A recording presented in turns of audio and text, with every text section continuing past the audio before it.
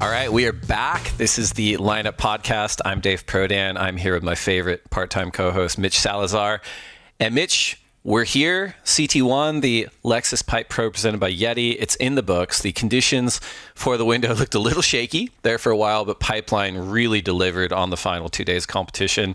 And we saw two-time world champion Tyler Wright reassert her position atop the women's field, and local boy Baron Mamiya going back-to-back at the Pipe Pro. So we have plenty to talk about. Mitch, how you doing, buddy? I'm doing good.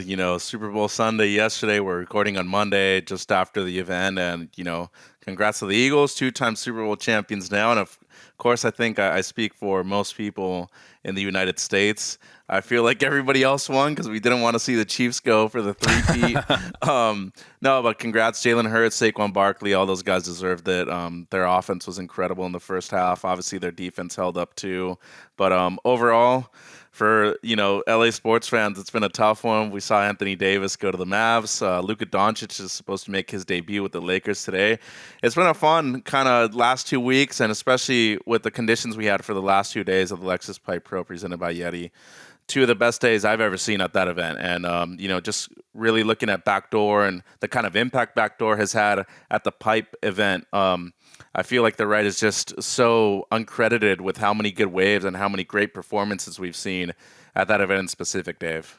Yeah, no question. And it was interesting. Like a lot of the pundits I listened to podcast-wise, like for football or sports in general or media or whatever, kind of like, oh, it was a blowout. It was a real dud of a game. I enjoyed watching it. I mean, maybe part of me is like a little bit similar where it's like, I love watching the best and sort of dynasties get created, but I feel like almost every time I'm on the underdog side a little bit. And for whatever reason, like the Eagles, despite being loaded with talent, were the underdogs. And so, I was in high school, I played defense too. So it was awesome just to see the ass kicking that the Philly Eagles defense put on Patrick Mahomes, even though he's incredible. But it was, I don't know, it felt like it kind of made him mortal for a change. And so, maybe next year we'll see that kind of like percolate out into the league. And, I watched it with my kids and we fucking love the Kendrick halftime show. Like, I thought that was amazing. Like, everything from the performance to the visuals, I thought it was incredible. But, on the topic, Mitch, of winners and losers, we're back for our very first winners and losers segment of 2025 of the CT season. So let's start with losers from the Lexus Pipe Pro. Mitch, who you got? Yeah, well, the first one is pretty obvious. It's number 6 in the rankings for 2024, Brazil's Yago Dora. I'm a big fan of his, and I think we've talked about it so much over the last few years on the podcast right here. The guy is easily the most underappreciated, maybe the most talented surfer when it comes to his aerial antics, how good his repertoire is, both in the air, on rail, and of course, in the barrel side of things too. He's really unmatched, and Yago just unfortunately had really low heat totals, lost in the elimination round. This is no doubt one event that he's going to want to forget about. Luckily for him, heading into Abu Dhabi, he's no doubt one of the guys to watch over there. It's a wave that suits his style. He's done very well in the surf ranch in the past, and with this being a more modified version and enhanced version of the original surf ranch in Lemoore, I feel like he's going to have a real good motivation knowing that he had a poor result right here. He wants to make up for it in event number 2. And once again, he's known as a slow starter. We typically see him not do very well in the first few events of the season. That has to change, though, if you want to make a run to the Lexus WSL Finals over there in Fiji. It's a really good note. And I think it's a good note, too, now with the schedule change and Abu Dhabi and the wave pool being the second event on tour and how good he is there. I think we all have such high expectations for him, too. Also because the finals is in Fiji this year, which is what you called out. So you and I are starting off with a little bit of a Vulcan mind meld for winners and losers. First loser for me does include Iago, but it's kind of the entirety of the men's top 10 from 2024. If you have a look at them, you got reigning world champion John Florence. He goes down to Barron for equal 9th. Third last year was Griffin Colapinto, 17th. Jack Robinson, 17th, despite getting a perfect 10. Ethan Ewing, 9th. Iago Dora, who we mentioned, 32nd. Gabriel Medina out with injury, Jordy Smith 17th, Rio Waida 17th, and Crosby Colapinto out with injury. So, aside from last year's runner-up, which was Idolo Ferreira, who looked amazing and awesome on his way to the semifinals. And also congratulations on the new Nike sponsorship. It was a really tough look for last year's men's top 10. So they're my first loser out there. That's a big one right there. And, not only do I understand your point of view, I feel it's extremely valid. Most of those guys did surf quite well. But in terms of their capabilities, that's not it, especially with how good the waves were the last 2 days. You were expecting a lot more from them. Props to Jack. He went out swinging. He just couldn't find a backup score. He went down to a very strong, and congratulations to the first Mexican surfer on the CT. Al Cleveland Jr. had a 9.5 in that heat. It was great back and forth. But overall, I think you painted the picture very well, and that actually adds in to my second loser, which is the Men's Mayhem team. It's only the second time in history since the inception of the Vissla CT Shaper rankings that we haven't had somebody from the Men's Mayhem team make it to the quarterfinals or better. That was at Sunset Beach last year. But Crosby, as you said, no show with the injury. Unfortunately for him, I feel like he would have done really well given the conditions that we actually had during the waiting period. Griffin losing out before the quarters, which is major for him because he also wants to get off to a strong start, being the last champion at a wave pool event too, heading over into Abu Dhabi. Yago, of course, Cole Hauschman, Eli Hanneman also surfed as an injury replacement. And Ian Gentile just blasted the field in the opening round. I thought he was going to have an excellent event. He made the semis last year and unfortunately also bowed out midway through the pack. So for the Men's Mayhem team, this is really a one and done. You want to make up for the next 4 or 5 events, Dave. Totally. And Griffin in particular, I know he posted something to social media after the event. He's always so candid. It really is kind of a cool look into the psychology. And he called out a little bit of, victory defeating him in a way over the last few years. He's had so much success that he's no longer this insurgent force on tour where, every result is kind of like gravy. He is now expected to perform. He's expected to be in the title hunt. And it'll be interesting to see how he navigates that, in the tub next week. As you pointed out, he's the defending winner in a wave pool on the CT, and coming off a slow start, pressure's still going to be on him. So it'll be interesting to see how he responds. Second loser for me from Pipe it was a tough look for the women's rookies, right? You had Bella Kenworthy going down in the elimination round with the 17th, and the rest of the rookies failing to advance out of the round of 16. You had Nadia Aristarbe, Vahine Fierro, and Aaron Brooks. They all go home with equal ninths.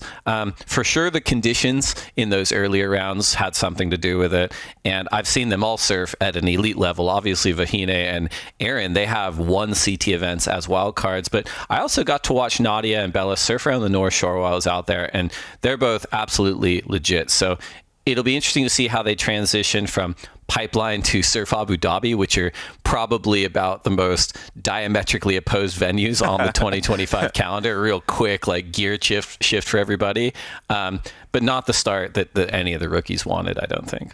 Not at all, and especially as you said, it was tough early on with the conditions, but in that kind of saying, look at what Caroline did the opening rounds, and then she knew it wasn't her strength afterwards to try to find those backdoor barrels. She just tried to focus on making as many heats as she could, made it into finals day, which is already a solid start, but she didn't expect too much of herself. And I feel like for a lot of these surfers that are first-year surfers, don't put too many high expectations on yourself. Actually go out there with lower expectations, and if you surpass them, it's even better, especially with the conditions on hand. But once again, it's definitely the toughest venue on tour. No harm in going out that way, but at least you want to try.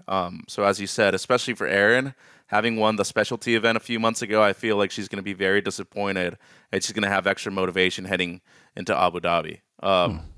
My third loser and the last one, this goes out to the doubters, the short attention span forecasters. Dude, it's like there's a reason we have an entire waiting period, and props to our incredible team that really worked their butts off to get this event done. Our entire staff, of course, Kevin Wallace and the crew from Surfline 2, they did an amazing job updating everybody every single afternoon, what to expect or what to anticipate at least in terms of the weather. We had a couple really big storms hit during the waiting period, and given how good it had been, literally the first 3 months of the winter, you're thinking to yourself, we have to score during the event. It It wasn't the case for the first 10 days, and luckily it made up for it on the last two. As I said before, two of the best days I've ever seen competitively at both pipe and backdoor. And for those people that doubt, don't do that anymore. Just rely on what the professional people getting that information are going to dish out. And luckily for us, it worked out in our favor, Dave, and we delivered with two quality days at Pipeline at the end. It's a good one. I mean, even Surfline's been pretty honest with the kind of weather cycles we've been in this winter. It's really variable, super variable. And, the joke going around the North Shore while I was out there is like every day we get a forecast and it's like, it stops just short of like, well, wake up and check it kind of thing. It's like it's changing so much. But yeah, huge shout out to the crew. Huge shout out to the commissioner's office too, because it's not easy to kind of like stand as like a guardian at the gate there and say, look, we're going to hold fast until we see what we want and get us to those final 2 days. I mean, there's a ton of pressure on them every day. And yeah, they pick the eyes out of it, I think, by the end. Third loser for me, I think we can single out Tatiana Weston Webb here, but only because she's so good out there, and she's good everywhere. We've seen ups and downs from her in her CT career, but coming out of the WSL finals last year by bulldozing her way from 5th to 3rd, looking at the way this season is structured with the finals at Fiji and her experience out at Pipe, I think all of us, I'm sure she did too, expected her to put a marker down to start the year. But, she didn't. She went down with an equal 9th. She went down to Lakey Peterson in the round of 16. And we've talked about the conditions. Definitely had a bit to do with it. But, another surfer in maybe a similar situation was Betty Lou. So good out there. Didn't look comfortable. Unofficial lineup team rider Gabriella Bryan. She looked awesome, but went down to an on-fire Isabella Nichols. So, the veterans, in addition to the rookies, missed some opportunities here, but was not the case with Tyler Wright. So it will be interesting to see how Tatiana and a few of the other kind of like want to be in the title hunt mix vets respond at Surf Abu Dhabi. Yeah, it's an excellent point that you make right there, that Tyler's kind of the exception of the group in that sense, because she's won the event when it had already started in Maui a few years ago. So she hadn't been crowned an actual champion at Pipe before because she hadn't really won the entirety of it. Right. Even though that's just really a technicism. She hadn't made the final before. But you look at her career, 15 years on tour, the 2 world championships. I think there was a span in the first 7 years where she didn't finish outside of the top 10 either. That's an illustrious career, and the same thing could kind of be said for Tati too. There's been many years where she's been in the top 5 conversations, runner-up to the World Championship, silver medalist last year at the Olympic Games too, and I think she's kind of at a point of her career right now where she's going to be 29. She's probably thinking about life after surfing too. Her husband is, part of our broadcast team, and he's done an amazing job. Jesse Mendez, by the way, too, but Triple Crown winner himself, Jesse. Mendez, so. Yeah. So, just within that little circle, there's probably, a lot of eyeballs on top of you expecting you to perform. And then that's kind of a reflection on yourself, too. If I could give some advice to Tati just in the future, especially in this year, don't look down the line. Just focus on what's ahead of you in the present moment. And especially at Abu Dhabi, that's what you got to do. I mean, Dave, you fall on the outside, that wave's just peeling down the line without you, and you're only thinking about that kind of sound the machine's making the entire time, thinking, what could I have done on that thing? So take your time. There's plenty of events left. You have another 6. You've won a good amount of them, too, so don't be in a rush. And speaking of not being in a rush, first winner, the women's dark horses that made it to finals day. I have Isabella Nichols, who made it into her best result here, 5th place finish. As you said, knocked out Gabby Ryan with a spectacular barrel at Backdoor Pipeline 2, but coming from the Sunshine Coast, was kind of expecting her to do well in those barreling conditions going right. And then Lakey Peterson beats her in the quarters, makes it to another semifinal right here at Pipe. That's her 3rd one in just 5 years out here at the Lexus Pipe Pro. Awesome stuff from Lakey. Great debut in her return to the Championship Tour as well, and she's making great use of her tour wildcard that she's getting awarded this year after having a really bad performance in the first 5 events last year, Dave. So major backup for her, and for Bella Nichols, especially after doing so well on the back end with the Challenger Series, an amazing start to 2025 for her.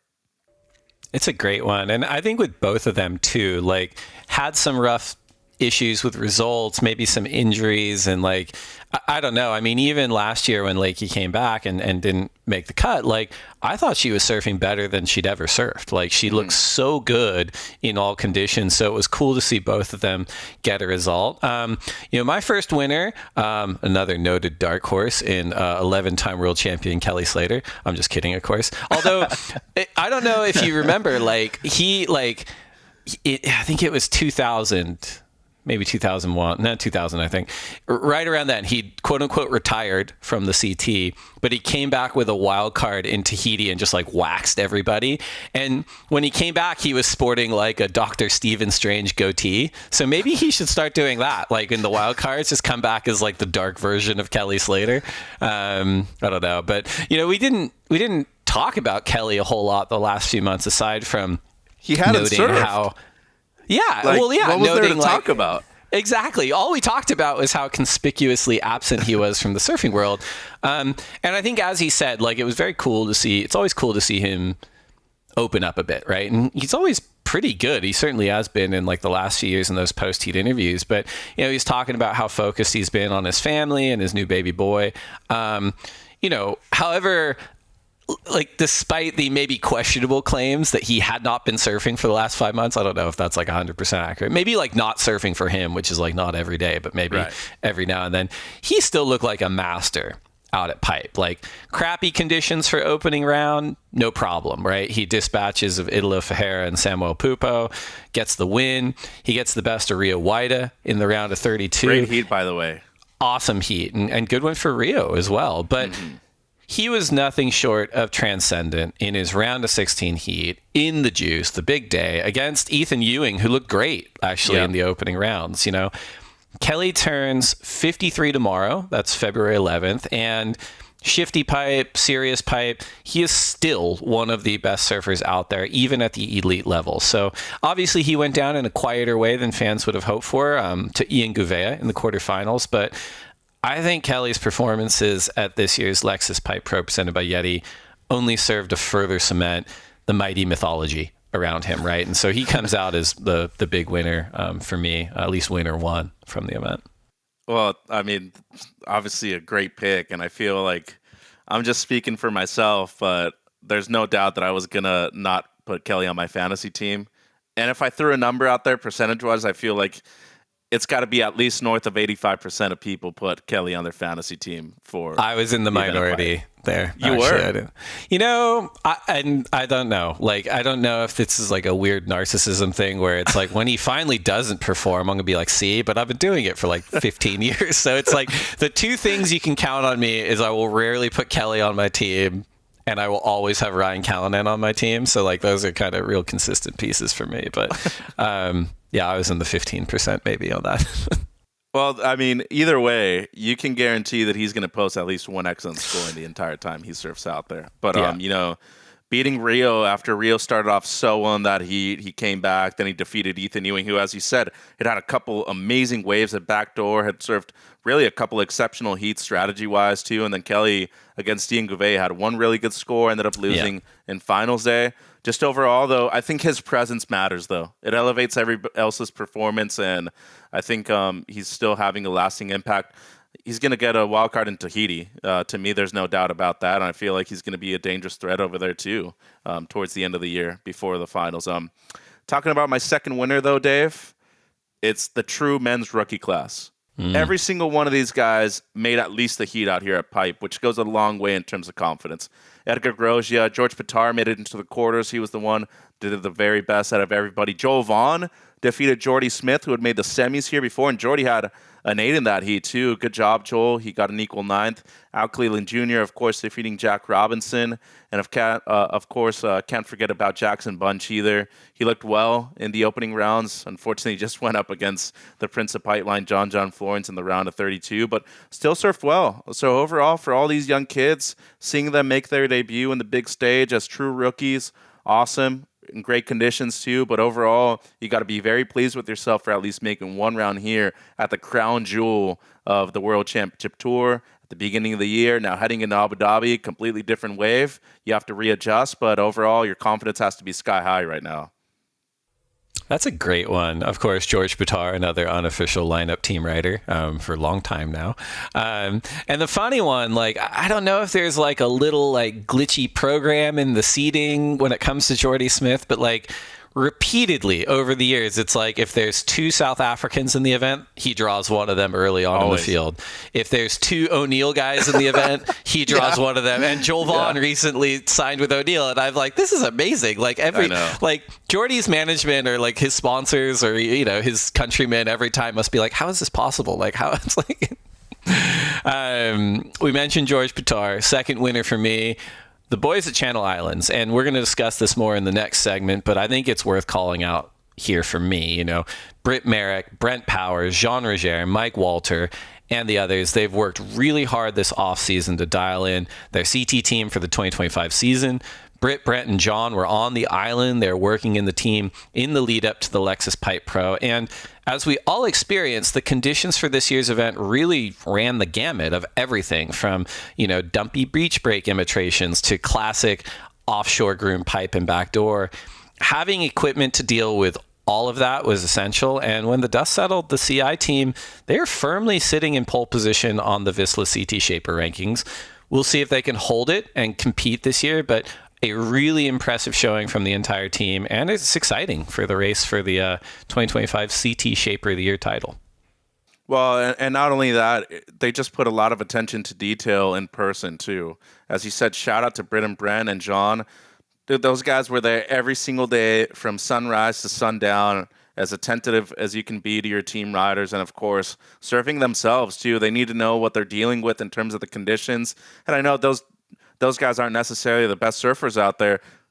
They know what the surfer they're coaching or working with wants to feel, though. So just being in person, that matters a lot. It goes a long way for the team riders, too. And having that kind of extra unconditional support is obviously something that is beneficial to a lot of these guys on tour, especially the rookies, too. GP, to me, really had that performance because of those guys' presence right there. And Kekoba also, too, Rip Curl team manager.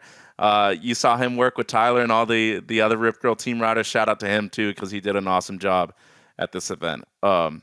Getting into my third winner, it's kind of a no-brainer, but it's the 2 men's finalists. It was a tough one to call this final. It's not every day that you see a tie, especially at the first event of the season. A wave that's so particular, like Pipeline 2. But both Leo Fioravanti and Baron Mamiya deserve a W right there, dude. That is one of the best finals you'll ever see at the Championship Tour level. We're talking about elite stuff right there. Baron opened up with an 817 at pipe. Then he goes backdoor, has a high 9. And there's about 15 minutes where Leo's just kicking himself thinking, when am I going to get a wave? And Baron's going on these crappy ones on the inside. You're thinking to yourself, okay, maybe chill out a little bit. It's a 35-minute final. You got plenty of time. Maybe just sit next to Leo and add some pressure. Next thing you know, Baron goes on the first one of the set. He doesn't make it out, doesn't improve on the low 8. Leo gets a high 8, and you're like, wow, he's right back into the heat. He paddles back out, recovers priority. And on the very next set, you're thinking to yourself, okay, he's got his chance. It's now or never for the European. Now a 2-time finalist right here at Pipe. Gets a 9.1 when he needed a 9.11. Ends up with the tie. But overall, that is a masterclass of how to surf Pipeline from both of those guys. Baron Mamiya goes back-to-back. He's now leading the rankings heading into Abu Dhabi. And Leo Fioravanti with his personal best. Just spectacular stuff. Can't really talk as well as I could about those guys right now, but overall, it's one of the very best heats I've ever seen in my life, and congrats to both guys. Oh man, the Vulcan mind meld for you and I were in effect on our top and tail for winners and losers. I had Leonardo Fioravanti as my third winner here because I knew we'd be talking about Baron, but I do want to back tag that because, my God, like he is in the conversation for me insofar as my firsthand experience, over the last 2 decades on tour. So, Danky Aloha, the Ho brothers, they're not in my upcoming list of Kelly Slater, Andy Irons, Jamie O'Brien, John Florence, and Baron Mamiya. Outside of the jersey, he has been electric at pipe. in his free surfing edits.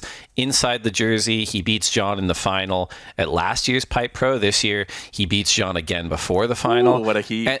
And then goes on a rampage. He goes back-to-back at Pipe. And the last person to do that, Andy Irons, 20 years ago. You know, there are no flaws in Barron's approach. He moves around the lineup kind of like a big cat. You know, he takes off deeper and steeper on his backhand than anyone I can recall seeing. It's so impressive, and I hope people keep talking about it. So anyway, it was a long way of saying I think my final winner is exactly like yours, because I wanted to talk about Leo. I don't think this kid has like any holes in his game. You know, forehand, backhand, rail surfing, aerials, style, barrels, point breaks, groveling. He's probably, and I've heard other people say this on tour too, he is maybe the fittest guy on tour. He's in such great shape. And I think he needs to be considered as a title threat because of how good he is. His scoreline through the final 3 rounds at Pipe, he got a 15.67 in the quarterfinals, a 16.57 in the semifinals, and then tied Barron with a 17.97 and lost on the countback. So really, really impressive for me. It was Leo. And I like his chances in Abu Dhabi as well. He surfs the tub excellently. Yeah, he does. And another big thing to mention right there too is, as you said, the fitness is one thing, but to have that kind of extra motivation heading into the off season, knowing that you need to put in that time. He had a major fallback last year. Remember, finished in the top 10. He was actually having a chance to qualify for the finals at Lowers in 2023, finished at 9th. Last year finished way behind in the pack too, especially after doing so well at Pipe in 2023. He made the final against Jack. This is a good start for the year for him. J-Bay's back. It's a great wave. Punta Roca being earlier, I think, is going to be really beneficial to him. Snapper, I like it. No, and then I think the key to his success during this calendar, you got to do well at home in Europe. Do well in Portugal. It's going to set you up for the entire rest of the year. You do well in the first 3 events. You're not thinking about requalifying for the cut. You're thinking about making it to the finals. Yeah. Well, that wraps up winners and losers for Mitch and I. We're going to take a quick break to get a word in from our sponsors. And when we come back, we're going to talk about surfboards. All right, we're back. This is the Lineup Podcast. I'm Dave Prodan here with Mitch Salazar. It is time to talk about the Vissla CT Shaper Rankings. Now in its 3rd year. Quick reminder of how we score the Vissla CT Shaper Rankings. It's a combined men's and women's ranking. We count all the surfers finishing in the quarterfinals or better. The surfer shaper receives the same rankings points as their respective surfer results. The higher the surfer places, the more points that shaper receives. And we will track the Vissla CT Shaper Rankings from the first event at Pipeline through the final regular CT season event in Tahiti. And in addition to being honored as the 2025 CT Shaper of the Year at the WSL Awards, this year's winner will be gifted an overnight surf and stay at Surf Ranch Lemoore, courtesy of the Kelly Slater Surf Ranch and the WSL. So, couple of things before we dive into how the surfboards went at Pipeline. We had Matt Biolas, Jan Bernini, and Wiley Archibald. They were there amongst the entirety of the 2025 Lost Surfboards CT team on stage at this year's WSL Awards to celebrate Matt's back-to-back CT Shaper of the Year titles. It was a really cool moment because the whole point of this is not only to talk about, the figureheads of these board brands, but also the team managers, also the glassers, the sanders, everyone who invests in putting the equipment under the feet of the world's best surfers. And it was cool to see them celebrated. Amazing back-to-back win for them. It does feel like all the teams are in the mix this year. You have 2025 rookie Nadia Arostarbe. She's adding some international flavor to the Aussie-centric DHD team. And then the social groupings, and what I noticed on the North Shore, I think more so than ever, they feel like they're oriented around board builders. There's always been that element in terms of like who people hang out with on tour, but it seems like they're spending more and more time together. You got the Lost team hanging out together, the Sharp Eye team hanging out together, the DHD team hanging out together. And of course, the Channel Islands team. We mentioned it before in the winners and losers segment, but when the dust had settled, it was Channel Islands. They vaulted to number 1 spot on the Vissla CT Shaper rankings. based on the strength of Baron Mamiya's win, rookie George Pitar's quarterfinal finish, Lakey Peterson's semifinal finish, and their new offseason signing of Brisa Hennessy's quarterfinal finish, really impressive. But across the board, Mitch, what did you notice equipment-wise from that first event at Pipe? Well, I feel like a lot of people are riding some newer and improved models.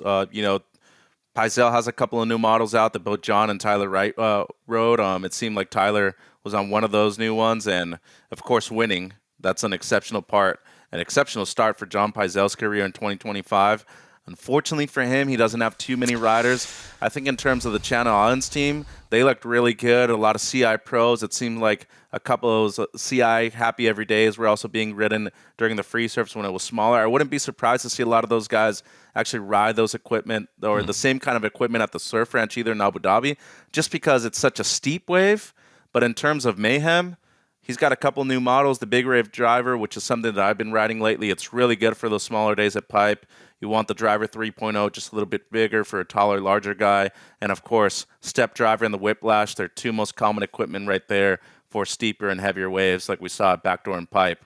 Unfortunately for them, not a single male made it into the quarterfinals. But overall, I just feel like we're getting into a point where equipment is just so good. There's very few things that you need to fine-tune in order to get those perfect shapes. But a lot of good results for Channel Islands. And I think them having Lakey Peterson back full-time on the CT is going to be major for them. She's won in the pool before over at the Surf Ranch. She's going to be a threat in Abu Dhabi. GP, though, big, strong result for the rookie out of Sydney. I feel like he's going to be a major addition to their team too, Dave. It's a great point. We talked about it before the season. The last few years, of course, like the way this works is not apples to apples. You've got different tiers of programs, different team sizes. And the reason we haven't adjusted to correct for that is we want the surfer agency to factor in to how these shapers are performing. It's like the world's best surfers, they can ride for really anyone in the world. The fact that they migrate to some of these teams like a Lost or a Channel Islands or a Sharp Eye or DHDJS, that's up to them. And it makes sense that we kind of bake that into how we're assessing performance at the very, very elite level of the championship tour. We've talked about in the past, there was kind of 3 tiers previously, but we even mentioned it ahead of this season. It's shifted almost into 2, right? You have kind of these bigger programs with, half a dozen to 10 surfers on them. And then you have a bunch of like 1 and 2 groupings on tour. It's important to call that out because, a shaper like Timmy Patterson, who's been respected for decades, has primarily just had Italo Ferreira on his program on the CT over the last few years. This year, he adds Mexico's Alan Cleland Jr. I gotta say, I was kind of watching this kid last couple of years, really. He is no slouch. He is an absolute hitter in really critical waves. He's exciting in smaller, high performance waves. Mitch, you probably have a little bit more insight into Alan as well, but it is cool to see him get matched up with Italo on the Patterson team. No, for sure. And 2 guys with kind of similar personalities too, a lot of energy and just real good vibes around them. But, Al Cleland, he actually just had his debut surf model with Timmy Patterson a few months ago, which is the Alan Cleland file. You can check that out on their website. It's real good board for kind of everyday surf. But once again, Italo being a huge performer for Timmy Patterson. And I think Timmy's at a point where he probably doesn't even care about how many riders he actually has on tour. He just cares about the quality of surfing that he's getting from those 2 surfers with his shapes. Italo, obviously, with a couple of his own personal models with Timmy Patterson. Al has the one, but how many sales do you think that guy's had just with those 2 guys on his team alone in the last 3 or 4 years? I mean, it's gone through the roof since Italo won in 2019, then he became an Olympic gold medalist. He was on the beach as happy as anybody else. He was happier probably than Matt Biolos was when he received his award on stage at the WSL Awards. Timmy's just that guy that's cool. He's chill. He doesn't care really about the results. He's just like, you know what, dude? My boards work. I shaped way before a lot of these guys even started doing that. I taught Matt Biolos how to shape, actually, which is something that Jill mentioned on the broadcast. And it's cool. As you said, those smaller teams, those smaller market teams, they do very well in the end as well. And another guy, Chris Borst, once again, another final with Caitlin Simmers. And that just goes to show you there's great boards worldwide, regardless of the location you're in. It's a good point, and I think Timmy Patterson, I loved everything you said about that. I think he's still one of those shapers that a number of high-level CT surfers, even if they're on other programs, probably maybe send a note to Timmy here or there and be like, hey, I'd love to try some boards. Like, I think he's one of those shapers that's so respected by, obviously the other shapers in the mix, but the surfers themselves, that they're probably constantly like, well, like, what's that under Italo's feet? What's that under Al's feet? And you note on Chris, I have that in the outline too. Like Chris Borst of Borst Surfboards, he's had Katie. He's also got former CT surfer Taylor Knox on his boards. But, Katie, I think just her ascendancy over the last few years was probably a prime target for an acquisition by some of these bigger labels. The fact that she's continued to stay with Chris, continued to stay on that equipment, and it continues to deliver, whether it's, in the tub or at a beach break or on a point break or out at Pipeline and Backdoor. It's awesome to see that from someone like Borst Surfboards, because his boards clearly work everywhere. Yeah, they do. And you brought up a very fine point right there with Katie, too, staying loyal. And there were a couple interviews on the broadcast during this event where she just mentioned, like nothing's really changed with fame, there's a little bit more money. Maybe have bought a few more things, but like she's staying so true to herself. And I feel like that's just a big part of who she is and her identity. And it kind of goes hand in hand with her surfing for Chris Borst Designs too. Like that's the kind of loyalty you've seen for more than 3 decades with the guys at Channel Islands, and the relationship that they had with Kelly, the one they've had with Dane Reynolds, among others. And I think you're going to see that with a lot of the guys on the Mayhem team too. Griffin, Crosby, Cole. I don't think those guys are really going to be parting ways with him anytime soon. And it's just really awesome to see that kind of loyalty within a brand, and especially with the small community like it is surfing worldwide, Dave. It's a great point. We talked about how dominant Lost Surfboards and Matt Biolis, Gian Bernini have been over the last 2 years. Last September, we had a kind of a fun conversation with Dylan Tucker, Miguel Clemente, our producers, and then you and I doing a mock draft for what would have to happen. And of course, it's all for fun. We have got no insight, right? But what would have to happen amongst the CT field for someone to challenge the sort of the heavy hitter of Lost Surfboards on tour. And I pulled up our results. Mitch, I don't think you and I did very well at the mock draft at the moment, but I'll read him out. Dylan Tucker, he was mock drafting for Sharp Eye. He went with Gabriel Medina, great pick at the time, but unfortunately a no-show at Pipe. Sawyer Lindblad, she got 5th. Imai Kalani DeVault, 32nd. Bella Kenworthy, not the result she wanted. And Rio Waida, 17th. Mitch, you were drafting for Pizel. You went Betty Lou, Sakura Johnson. She finished with a 9th. Crosby, unfortunately, no show with the injury. Sally Fitzgibbons, who I expected a lot more of, she got a 17th. So did I. Yagodora, who we all expected a lot more of, 32nd, and then Cole Houshman, 17th. Not great. I was drafting for DHD. I went with Ramsey, who I felt was a good pick, got a 17th. Joanne DeFay, no show, unfortunately. Ryan Callanan and Jordy Smith, both 17ths, and Gabriella, 9th. I like my team, but did not deliver. I think who won the mock draft was actually Miguel Clemente. Miguel, who are you drafting for? I got to look it up now. Cheated. Oh, you were drafting. Miguel was drafting for Channel Islands, who are now in pole position on the Vissla CT Shaper rankings. Went with Aaron Brooks, who got a 9th. Nadia Arostarbe, who got a 9th. Kanoe Igarashi, who got a 9th, but then went men's finalists in Barron and Leo. Why did you pick Barron? He's already on the team. Oh, whatever. I know. Yeah, maybe that's cheating. Anyway, Miguel definitely won the fantasy mock draft, and Channel Islands, they're running away with it at the moment. Dude, 25,575. The next person in line, Sharp Eye, 1863, and then behind them 10830 DHD. Like that's pretty absurd. They had 4 people making it into the quarters or better. Totally. And I mean, they've got a diverse team. Like you could have looked at someone like a Zhao Xianka, who you would have been like, oh yeah, that could be someone for sure at Pipe. You know, as I was sending the rap report to the shaping community on like, here's the top 5 coming out of Pipe, I was going back through, I'm like looking for like the email format, and I'm like, okay, we'll find one from last year because we do it like right away after every event. And I found the Pipe format to kind of like copy paste a little bit and update. So this did bring me to a hold your horses moment just on the rankings coming out of the opening event. Channel Islands was actually in pole position coming out of Pipe last year. Obviously Barron won, but you know, they're sitting at 14,745 points, just ahead of Sharp Eye, and then DHD, Lost, and Bourse. They're all kind of in the mix, and we all know how the season ended up. So any thoughts there, Mitch? Does it feel different this year for Channel Islands sitting in the front spot coming out of Pipe than it did last year? I think the addition of GP, George Pitars, once again, I think that's going to be huge. He's done very well in Oz as a wild card at both Bells and in Margs. He made the semis last year, lost to John in Margaret River. He's done very well at Snapper at the CS level. That's now a Champ Tour event once again.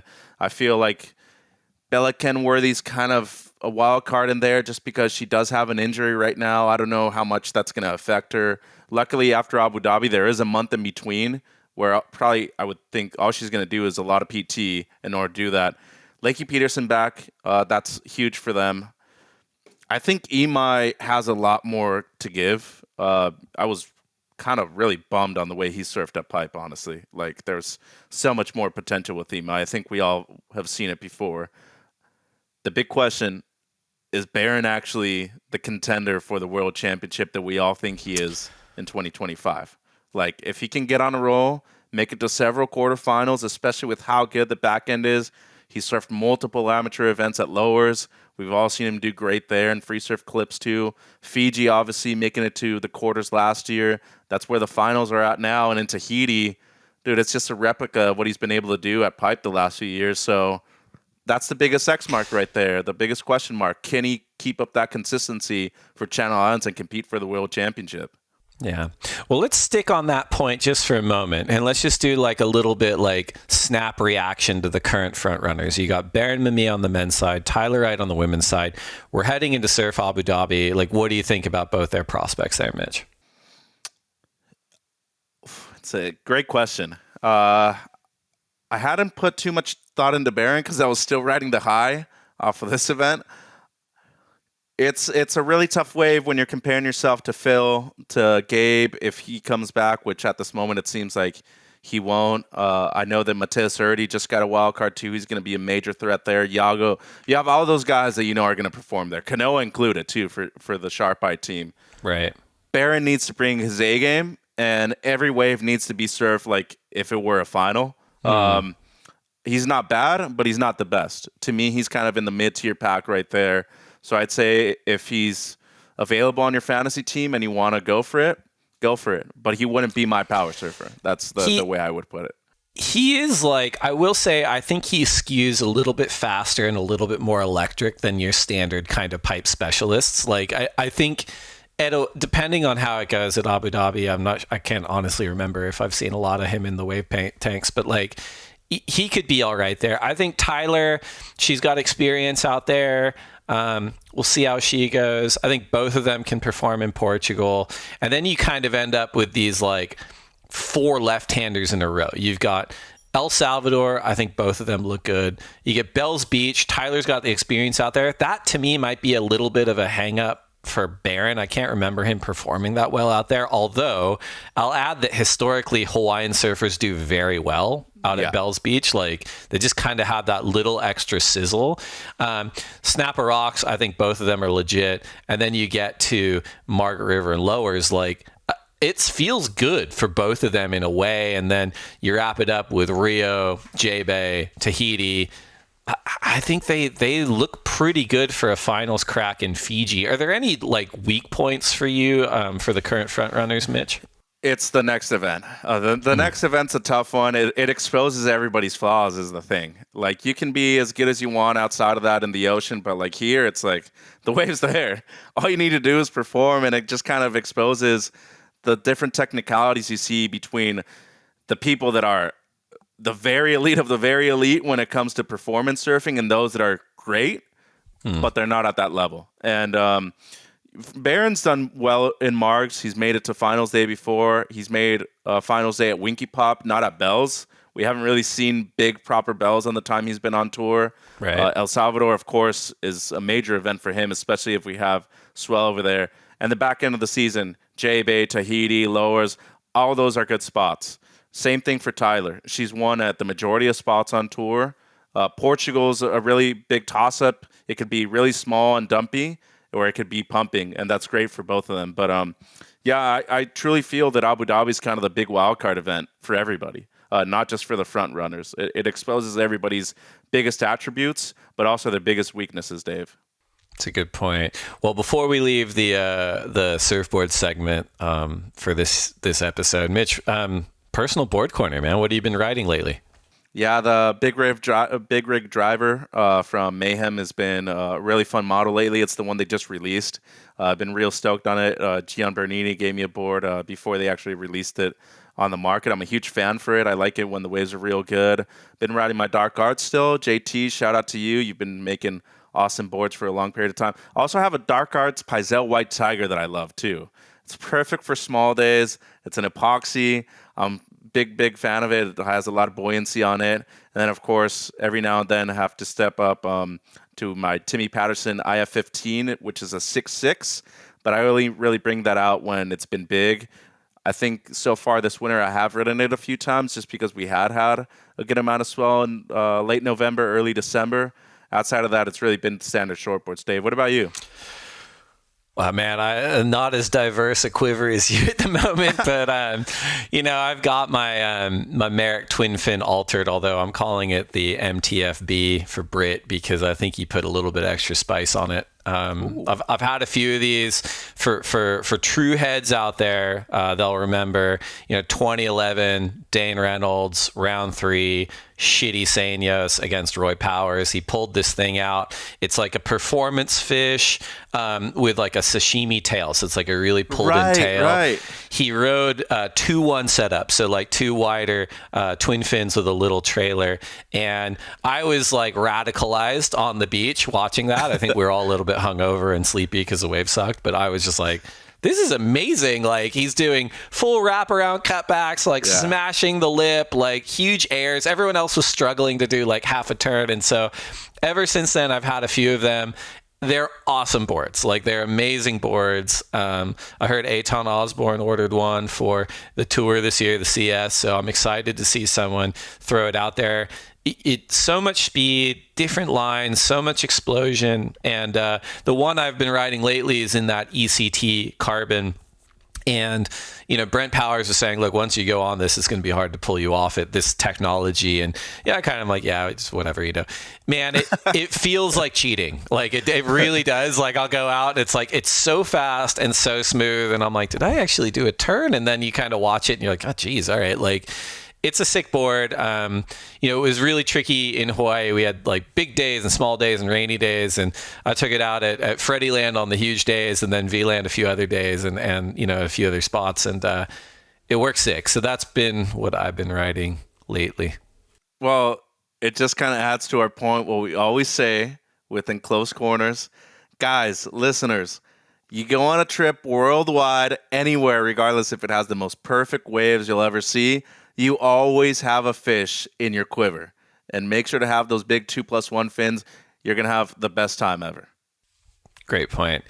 We're going to take one more quick break. And when we come back, we're going to talk a little bit of fantasy and answer listener questions.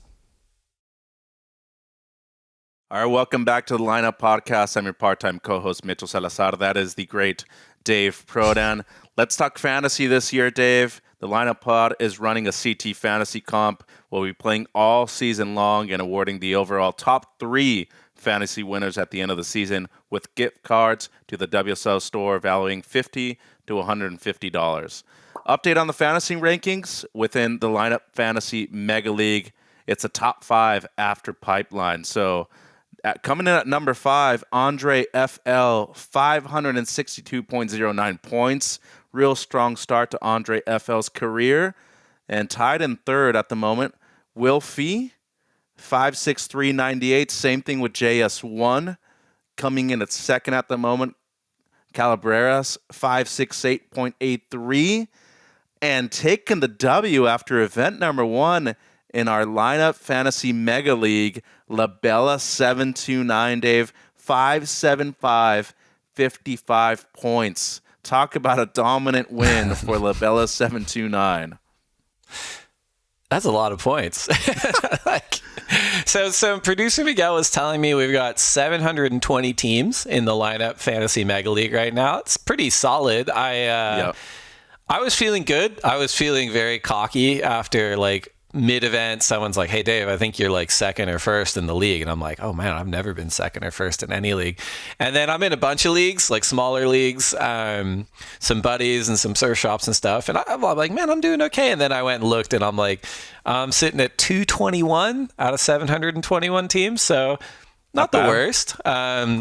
I had Katie Simmers, Gabriella Bryan, Brisa Hennessy, and Lakey Peterson were my women's picks. I had Katie Simmers was my power surfer on that side.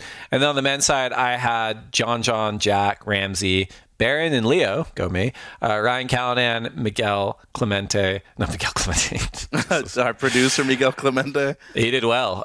Miguel Pupo and Ian Gentile. John was my power surfer on the men's side. So yeah, I felt all right. Like, certainly in hindsight, you're like, oh man, that person obviously was going to do well, or that person, etc. Such a tricky forecast, right? Where it's like, we're going to get sort of right-hander, like dumpy, like, you know, snapper rocks looking backdoor. And then we get like some solid, really groomed pipe days. So tricky to navigate. I was actually okay with my picks, but like, yeah, always in hindsight, you're like, what, that person, this person, etc. What about you, Mitch? In your defense, I'm just going to say, in your defense, there were a lot of surprises this event too. So sure. Yeah. I think we expected a lot of people to do way better than they actually did. And there were some surprises of people that outperformed their own expectations too, or our own expectations, which is great. I mean, that's what we're here for. That's why we have more than 30 people on tour. And, you know, I had a good event overall within our league, 102 in the ranks. Ooh, I'm stoked on that. That's like top 15, 20% right there. That's good. That's stoked great. On that. I had both women's finalists. I had Katie as my power. I had Gabby Bryan, just like you. She surfed good, even though she lost to Isabella early on. Tyler, of course, the champ. And I also had Aaron Brooks on my team, which ended up being a bad pick for this event, unfortunately. Power surfer on the men's side, John Florence. I had Italo. He made it to the semis, valuable for me. Baron Mamiya, the champion. Seth Moniz, Ryan Callan, and Joao Chianca, which I thought was going to be real good tier B. Ended up being okay because I only had the champion right there. And then tier C, I had two guys that really performed well, Al Cleveland Jr. and the GOAT, Kelly Slater. So more than 475 points. I'm stoked with that. It's a good result to start off the season. It's pretty good. And it's important to call out, you know, Mitch and I were not eligible to win the fantasy prizes, of course. But I think someone on one of the WhatsApp threads is like, yeah, no, it's not fair. You guys have like insider knowledge and extra insights. And I'm like, I've been playing the WSL fantasy game since it launched. Before that, I played Surfer Magazine's Fantasy Surfer. Yeah. I don't think insights and logic really help you a ton. No. Like, it's usually worse. Yeah, you're like, for sure, the boards look good, the fitness looks good, like this guy's experience for sure, and then it's like straight out, and you're like, all right, well, we'll see how it goes. But super fun that we got the fantasy mega league going for the lineup. We've got prize giving this year. I'm stoked. Yeah, and you know, people always ask, oh, what's the major thing that you need to look at when you're setting up your team? Past results is one thing, of course, but I think the most important one is just making sure that you don't have friendly fire heading into round of 32, round of 16 for the women. So if there's always a gap in between those rounds, make sure to edit your team because you still can up until the very start of that round. So to me, biggest piece of advice, if anybody were to ask advice for Abu Dhabi, Dave, you go on past results too. I also look at a lot of free surfing clips. You know, a lot of these men and women have already been over there to train at least once or twice. And I'm just going to shout out two names on each side. 2 men, 2 women. obvious men has to be Philippe. And then I think some guy that's going to perform too, and I think he's kind of underrated, is also George Pitar. I think he's going to do very well. He's got the best style for the right. I think he's going to be underappreciated when it comes to the left. Women's side, to me, Aaron Brooks is going to just be a hammer over there. I have no doubt that she's going to be dominant on the left. The right's tricky one, though. But going backhand on the barrel, we haven't seen too much of her going on the barrel over there. I wanted to put Bella Kenworthy in, but with the injury, she's kind of a toss-up to me, so I'm going to leave her out. I will say, though, I'm going to put Tyler Wright on my team, and I think she's going to do very well, especially with the confidence after winning first event. What about you? Give me 2 of each. Ooh, man. Now I got to scramble around here. I'll start with the women. We talked about Lakey. Like, I think Lakey's a good... I mean, she's 4th in the world. She's won the event out there before. I just think the fact that she came in with the WSL wildcard this year kind of classifies her as a little bit of a dark horse, which you covered in winners and losers. I'm going to say she's on. Like, I think her boards look good. I think she surfs that system really well. I think she's got a lot of experience out in Lemoore. I am curious to see if that translates at all to Surf Abu Dhabi. The wave's a little bit different. The left's a little bit different. It's a completely different environment. And I think what we saw at Lemoore over time was like the people who had the most reps out there really had a huge advantage. It is such a foreign experience if you're like a rookie or you're coming in with not a ton of reps out there. So I like Lakey, and I do like Aaron Brooks is interesting to me. I think she could either like almost at any venue, I think, is like she can either win or she can like kind of fail to meet the moment. She's so young. The experience things at play. I don't know if that necessarily happened for her at Pipe, but like I need to see a little bit more from her consistently on the CT. And I also think the expectations thing is not unrelated to Griffin. You know, like she's won a CT event. Yeah. Everyone's hyping her up. I wonder if that, I mean, that would play for anyone, but especially if you're young and you kind of have to wear the weight of that. So I'm interested to see how she goes. But I'll probably go a little bit safe and go with Katie Simmers. I think she surfs that location very well. I think she's good on her forehand and backhand. I think she draws different lines. So I'm going to go with Katie and Lakey on the women's side. And then on the men's side, I've said it already, I'm going to go with Leo because I think he is pretty legit. I think it's in a relatively similar time zone to, you know, his home in Europe. So I think there's a level of comfort there. He, out of anyone on tour, actually, to me, is also like as citizen-y of the world as you can get. Like he speaks multiple languages. He seems so comfortable like anywhere we go. I think there's going to be an extra like cultural comfort component to him there. And you said it already, but I think this is Felipe Toledo's opportunity to reassert himself as a threat on tour. Took all of last year off. Looked okay, like at Pipe, got a great result, a great wave out there earlier in the event in pretty serious looking conditions. And I think it's time for him to be like, I'm back. I'm still a world title contender. And this is where I'm going to make my bones. Yeah, no, I mean, the schedule's built for him really. Outside of Pipe and Tahiti, people forget how good he is going left too. So Fiji's like a wave where you still got to watch out for the 2-time world champ. He's going to be a big threat right there, I feel. And now transitioning over into our listener question segment. Once again, we always appreciate you guys writing in at the Lineup Pod. If we don't get to your question in today's episode, we'll do our very best to respond in our DMs as we always do. Let's get things going, Dave. A frequent listener and a frequent submitter of questions too. Appreciate your support at Fisher Balf. What a question to start off this segment. Where does Baron Mamiya rank in all-time pipe surfers? That's a good question. I mean, we talked about this a little bit already. And for me, I'm going to put the same caveat as I did before. So my list is kind of focusing on my firsthand on the beach experience of the last 2 decades. So with apologies to like, you know, Jerry Lopez, Roy Russell, Sean Thompson, Dan Kealoha, the Ho brothers, etc. But yeah, it's a difficult question to me because I think the approach changes at Pipe generation to generation. Even though Pipe is the same, it is amazing to me how the approach changes. And so insofar as we're looking at Baron's generation, like he's only 25, I don't think anyone else is even close, and like free surfing, competitive surfing out at pipe. I don't think anyone touches Barron right now for that kind of mid-20s generation. John, he's obviously still at the peak of his powers at pipe, but he's 32. Kelly is 53 by the time this airs. He's still in the mix. Jamie O'Brien, he's my age. He's 41. Still very impressive in free surfs, but not really competing at that bleeding edge of CT competition. The late great Andy Irons was amazing, but yeah, of his generation, I think Barron is the front runner by like a very large margin. And as I said before, right, the approach to pipe, it changes generation to generation, but he's so fast, he's so loose, he's so brave, stylish, forehand, backhand, small, huge.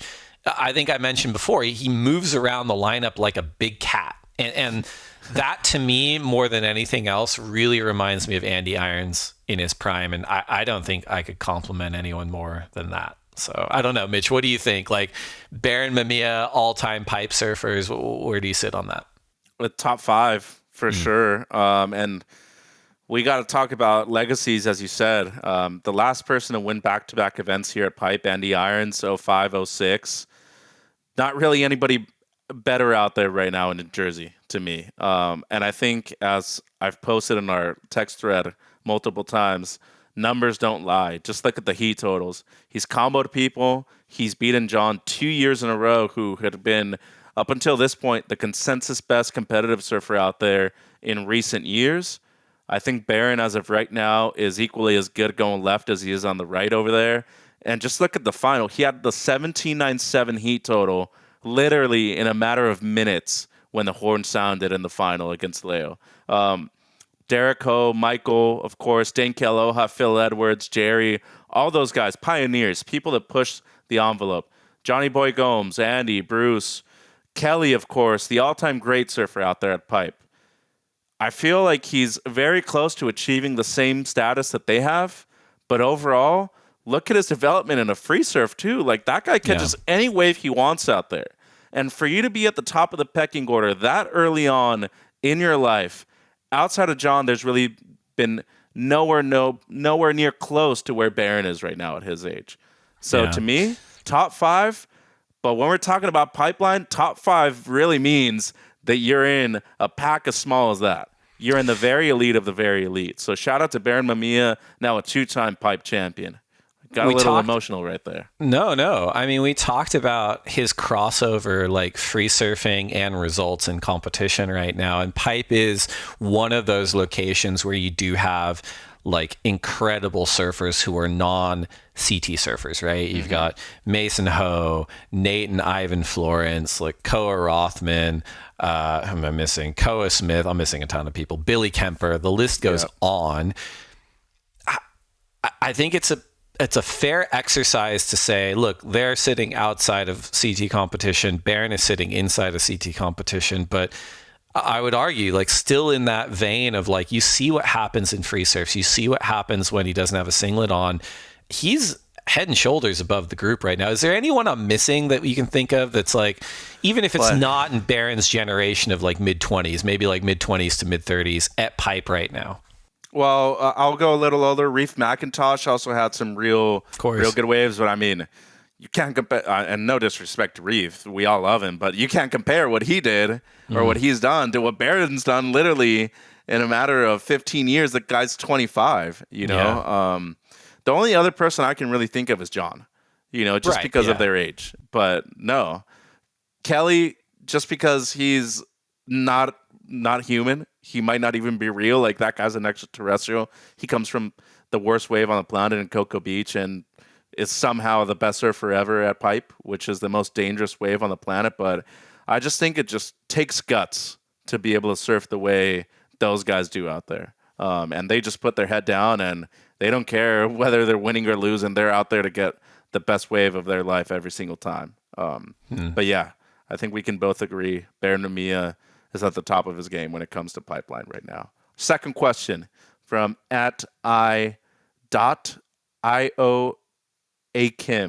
I don't know if it's I.Joachim, how you would pronounce it, but his question, who are your favorites to win the season after all the withdrawals, injuries, etc.?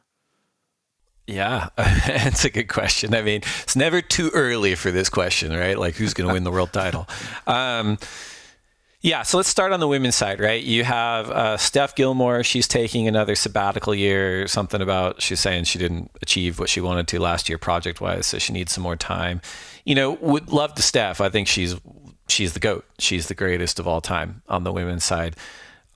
I think she would still perform at a very, very high level on the CT. I don't know if she's motivated to, and then particularly when it comes to Fiji, open ocean reef pass on her backhand, we haven't really seen it from her yet. So even if she were on tour, I don't know how big of a threat she would be at this point in her career, but you never know. Like, she could come back and just wow us all. I mean, it is hard to say no to a very focused Tyler Wright. I know there's some recency bias there, but like, when she's focused and she's on her game, she's really deadly. I like Katie's backhand style a little bit more than Tyler's. I think she's got a little bit bigger variety. And so at a place like Cloudbreaker Restaurants, I could see her performing really well too. She's been in the finals before. She has won the finals before. It'll be interesting to see how she navigates the spotlight this year now that she's the world champ. In a weird way, I kind of think all the hype around Aaron Brooks coming off of tour is helping Katie out quite a lot, because even though she's the reigning world champ, there's kind of this upward push of attention that's maybe she's probably like, yeah, great, take the spotlight. I'll just be over here doing my thing. I mean, they're 1 and 2 on the rankings right now, but I kind of think they're the ones to look at. Like, Caroline, maybe if she's hits her stride and it's at Fiji, she's on her forehand, but I like, where Tyler and Katie are, not just in the rankings, but when you're looking at the whole year and what positions they may be in. Respond to that first, Mitch, and then I'll go into the men's side, because I think there's a lot to chew on there. Yeah, I think to me, the obvious number one is Katie still. As you said, I really like the fact that, she's not really in the spotlight right now. Obviously, people know who she is, and she's a defending world champion, but I feel like everybody's focusing on the rookie class, and especially on Erin, and that is beneficial to her. Just make sure that you're finishing within the top 5, though. Like, still do your job, and don't get caught up in all this environment where you're maybe only thinking about, oh, let's go have fun, let's go free surf a little bit. So there's that little hangover that you can see every now and then in major sports worldwide. We've seen it in Major League Baseball where teams try to go back-to-back.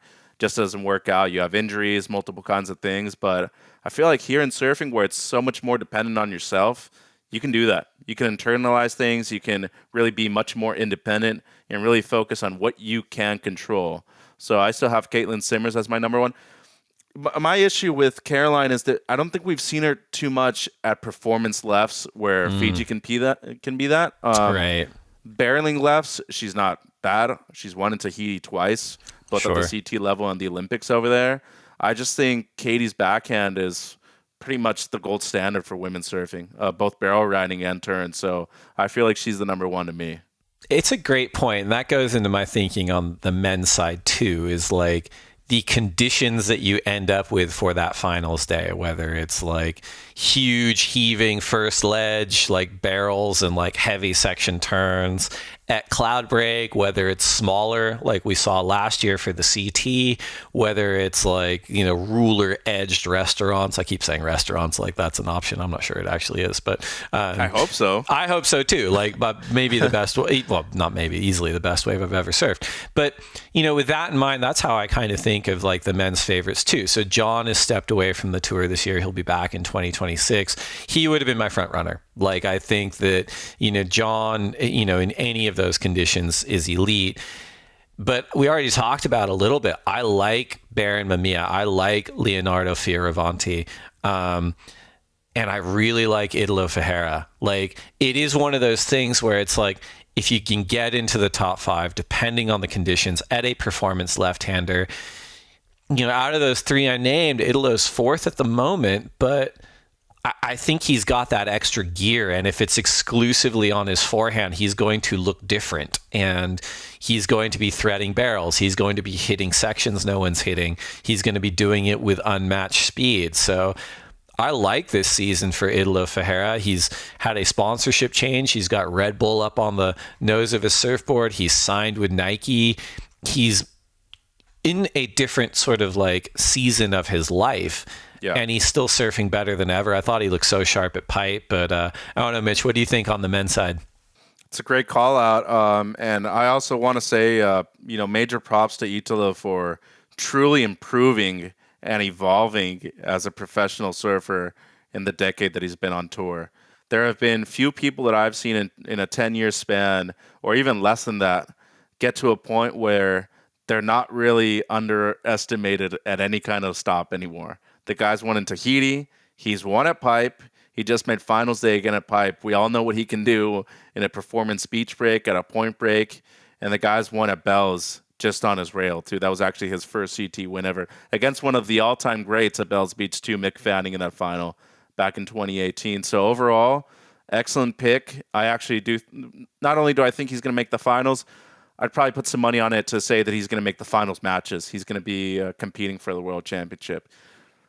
Just from my heart, I wouldn't say this is an official one, but it's the answer I'm going to give. Just from my heart, I know I put him as my first loser.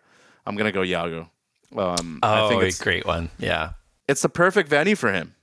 Barrels, airs, maneuvers, especially with the style, where when you're comparing yourself to the other four people in the event, style could go a major way.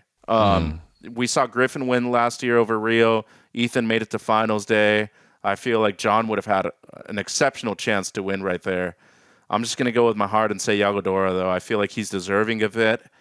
As I said before, though, in the opening segment, he cannot afford to lose this early on in one of these events like this. You need to make sure that you're doing your performances the way you want to serve, and you want to let people know that you're that guy to beat. That's what Griffin has. That's what Ethan has. And that's, of course, what Gabe and Italo have. So now with those guys out of the spotlight, let's see how he can handle the pressure. I like it. So our third question, at J Haley 87.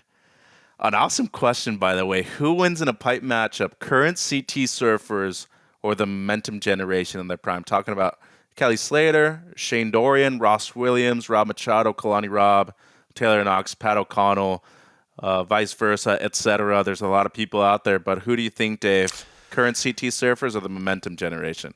That's a really interesting question, and I wonder if there's an element to this one it's going to sound nuts when I start, but like isn't dissimilar to how we talk about Margaret River, right? Where for decades, competition at Margaret River at main break there, everyone went left. Surfers did go right, but they didn't go right in competition. It was just a left. And then, in the last 5-10 years, surfers have been going right and getting the score. So now everyone goes right, and it's not that any of these momentum generation surfers were not surfing backdoor, were not surfing off the wall. It's been a viable option, for decades, basically, since, the Sean Thompson days. But I don't think they were using it as much. I don't think it was scoring as much when they were in their prime. Like, you think of someone like Rob Machado, who is a pipe master and is one of the best to ever do it out there. I don't really recall seeing him ever go right, and neither can I. Right. And so and obviously he can, and all of them are very capable, but it's hard to compare current CT superstars like your Barons and your Leos and your Johns and your Italos and their versatility going left and right, how deep they're taking off. Like Barons wave against John and then again in the final, how deep and steep he's manufacturing that entry speed and that takeoff position under the fold at pipe. I don't know if the momentum gen surfers, Kelly aside, were doing that in their prime. I think that, as we said before, the approach changes generation to generation. It gets a little bit more aggressive, a little bit faster, a little bit looser, a little bit more critical. And I don't think they hang. I don't think they hang at pipe. I don't think they hang at backdoor. All of them amazing. I think in particular, like a Kelly, a Shane, and a Ross, they were amazing at backdoor in their prime as well. They probably actually, I mean, Kelly is Kelly, so we'll put him off to the side. But like Shane Dorian and Ross doesn't count. Yeah, he counts in everything, but doesn't count at all. But like Shane and Ross in particular, I think if you looked at the pipe event hierarchy amongst the momentum generation in their prime, they probably leapfrog someone like Rob Machado in a way just by virtue of backdoor being more of a factor. I don't know, man. What do you think about this question? I think it's hard to compare apples to oranges, and I think the major difference has to be the equipment. Right.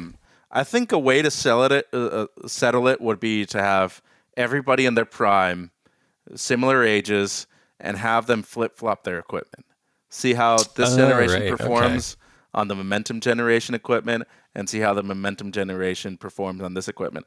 And I also want to point out, too, at least in the close to 18 years that I've been surfing now, Dave, Gabe's generation as goofy footers is the first one that I've actually seen surf backdoor the way it's surfed now as a goofy footer. I can tell you from experience, probably the best waves I've ever actually had out there have been Wrights, just because the left has always been the most dominant wave. Right. There's a lot of Wrights that go unridden, and you're out there by yourself, especially as a kid. You're taking any kind of wave you can. So there's times where it's big, it's gnarly, but you see a backdoor wave and you're just like, dude, I got to put my head down and I got to try. And there's times you get spit out on your best wave out there. But to my point, there really hadn't been a generation of goofy footers that I see nowadays surf backdoor the way they are. Miguel, Italo, and of course, Medina's the very first one of that. I mean, I feel like you can attest to that too. All those guys back then weren't really going right if you were a goofy footer. Yeah, there's a few standouts. I think like Mickey Pecan, I remember got a crazy one at backdoor back in the day. Like, but you're right. Like it was really outlier situations where you saw goofy footers like nailing it on the right. Instead of now where it's sort of comprehensive. Playing devil's advocate to my answer though, which I do think like the current CT stars do whoop on the momentum generation in their prime. There is a lot to be said just about how experienced the momentum generation are out at that venue. I think that's like Kelly's superpower too, and their comfort level in all conditions at pipe, you know? And I think so much of succeeding out there is reading the lineup and positioning. And so I do think like all of them, like Pat O'Connell, Taylor Knox, Kalani Rob Machado, Ross Williams, Shane Dorian, and of course Kelly would have a huge advantage over the breadth of the CT field today. Like not some of them per se, but like just that experience and knowing where to sit, which waves to take, how to position themselves as critically as possible. I think that is just earned knowledge that a good chunk of the CT field have not gotten yet. But then there's some equipment, athleticism, technicality, approach stuff that the stars on the CT maybe have over the momentum generation. All excellent points. All excellent points. And there's only two things that I want to add and conclude with. One would be that the momentum generation definitely had to go through a much gnarlier lineup. The pecking order was the thing back then. Right. There were times where people were getting into multiple fights a day at pipe, especially with all the local guys. I'm not going to mention any names because I love all of them. And, those guys really did a lot for everybody, too. They made sure that it was a lineup that was preserved in a certain way. If you didn't have the abilities or you didn't have the skills, you weren't supposed to paddle out. And nowadays, not to say that it's lost, and in a way it's good that it's not as gnarly as it was back then because it's a more inviting lineup, especially for the women who hadn't really been seen out there that much. So that's one thing. Another thing that I feel like the momentum generation had in their favor too, I know the most talented surfers in the world ever are happening right now, are living right now. But those guys had each other, and they pushed themselves to a level. There's a reason why that HBO documentary came out and was so great because those guys traveled with each other for close to a decade, if not more than that. And they made sure that they were pushing each other to a level that at that point we hadn't seen. Ross always mentions that without Kelly, he wouldn't be who he is nowadays. Same thing with Shane Dorian. Like, all those guys pushed each other to a level that they probably didn't think they had. And, signing these big old contracts when the industry was huge and really getting to those peak levels. So just to answer the question, I don't feel like this generation happens right now without the one before. I will say, Oh, though, yeah. I feel like just in terms of talent, this one is more talented than we're seeing nowadays. It's a great point. And you mentioned the North Shore community. I want to say they welcomed us again this year. We're only there by benefit of partnering with them. So really great to see a lot of friends and friends who are family when I was out there. On top of that, too, a phenomenal run for the North Shore boys lately. You've got Nathan Florence winning the Vans Pipe event in December. You've got Landon McNamara winning the Eddie. You've got Koa Rothman winning the backdoor shootout. And now Baron Mamiya winning CT1, the Lexus Pipe Pro presented by Yeti. So North Shore boys are on an absolute heater. Thanks to everyone who wrote in questions at the lineup pod. If we didn't get to them, keep them coming. We will respond in the DMs. We love talking to you. And Mitch, man, always a pleasure. That's another episode for us. I think we're going to be talking pretty quick because it's a pretty quick turnaround for the Surf Abu Dhabi Pro. But love your insights, man. Appreciate your friendship. And we'll be talking soon. Yeah, likewise, Dave. Have an excellent day. And to all our listeners, we always appreciate you. Tune into the Surf Abu Dhabi Pro from February 14th all the way to the 16th. Should be very fun.